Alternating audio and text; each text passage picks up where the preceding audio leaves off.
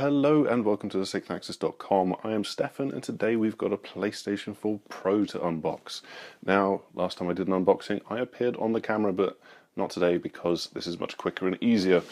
So without much further ado, I will get on with opening this up. We do have a couple of other things in mind, so I'll show you where the hard drive caddy is.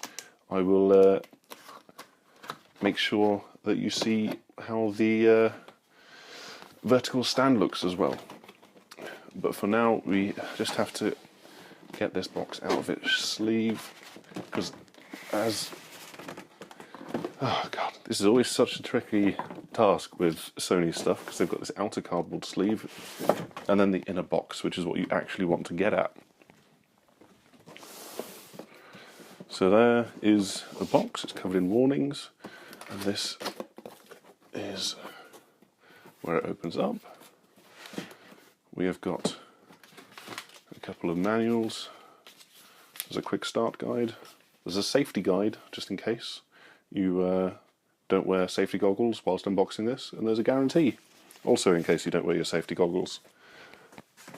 Put those away somewhere else. That is going to be the PlayStation 4 Pro itself. But for now, let's look at this. I'll move this over to one side for a second.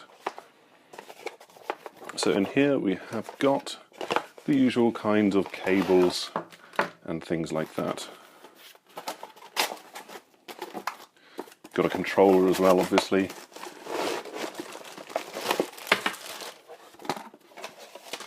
There we go. So just as with the standard PlayStation 4, you've got a power cable. Depending on your region, it'll be slightly different. A USB cable, the little lapel mic for chat, a HDMI cable, and that will be the cable you want to use with this, because older cables might not support 4K or HDR. And then this is one of the newer PlayStation 4 DualShock 4 controllers, so that will have the little light bar there. But onto the actual console itself. Getting that out of the box.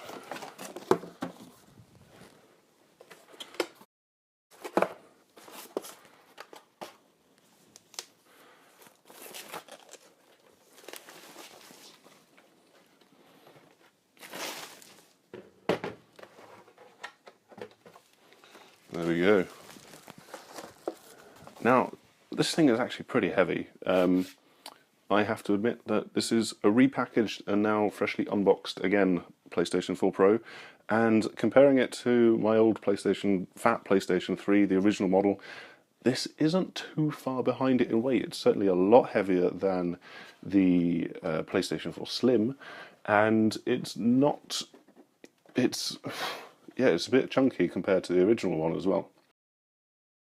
Alright, so this is the PlayStation 4 Pro, but I want to show you a couple of other things before we go. So, along the front you have this is the light bar, and you've also got the power button up here, and the eject button down there, and they're both clicky buttons. They're not the most satisfying clicky buttons, but clicky buttons nonetheless.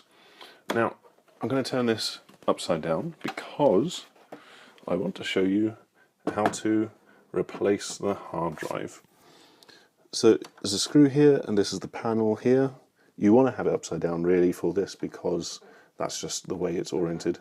And there's a little lip here which you put your finger underneath and click, it comes out like so.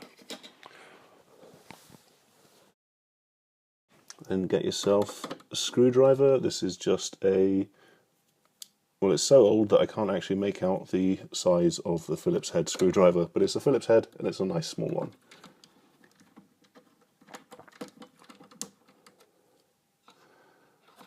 Almost.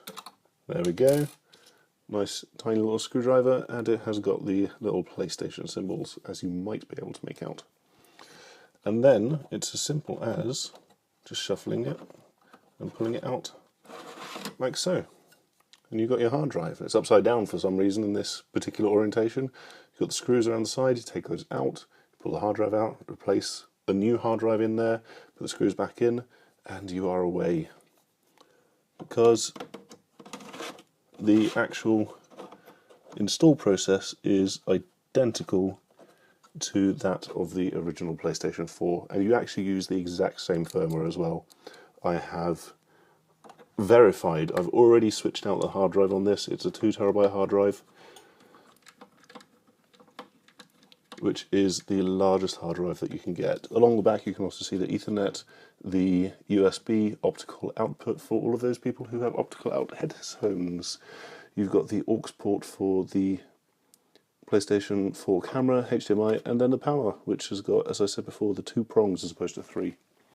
And for this next section, some of the original packaging makes us a return, a glorious return, because I need to put this up on a little bit of a ledge. And that is so that I can install the official PlayStation 4 Pro and Slim stand, which you can get. Now, it's not the most stable of stands, I don't think, but it does the job quite nicely.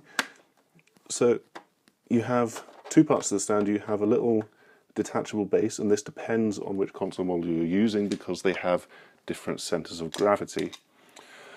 And then you have the actual base itself, and as you can see there's 2 holes, and there is one little double stripe and the one triple stripe, and the triple stripe is the one that you want to line up with the correct hole and the correct adapter base.